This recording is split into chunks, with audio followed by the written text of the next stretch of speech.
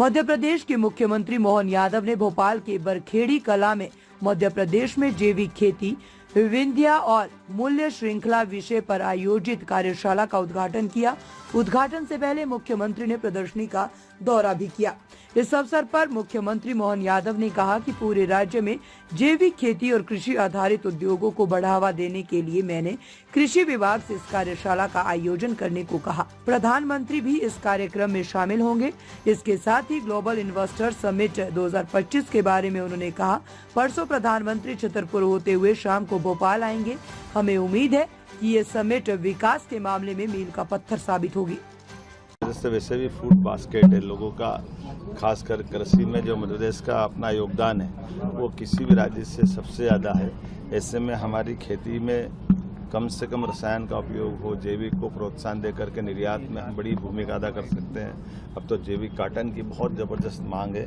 ऐसे में इन सारी बातों को प्रोत्साहन देने के लिए पूरे वर्ष का कार्यक्रम बनाने के लिए मैंने विभाग से कार्यशाला आयोजित करने का कहा था और वो कार्यशाला आयोजित करके आने वाले समय में कृषि आधारित नए उद्योगों की श्रृंखला प्रदेश भर में तैयार हो।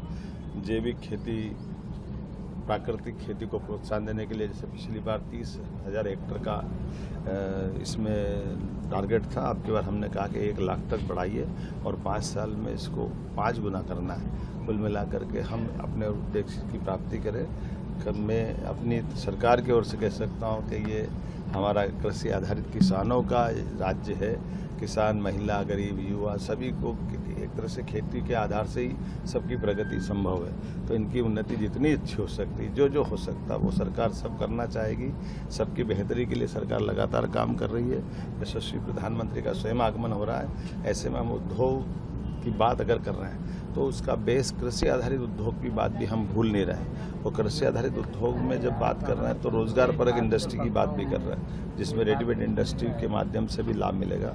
मेरी अपनी ओर से सभी किसान भाई बहनों को बधाई। जीआईएस को लेकर तैयारियां जोरों पर। जीआईएस का आखिरी दौर चल रहा है और आज है 21 तारीख। परसों यशस्वी प्रधानमंत्री हमारे बीच अपने प्रदेश की धरती पे आएंगे और छतरपुर से होते हुए सायंकाल भोपाल में आएंगे।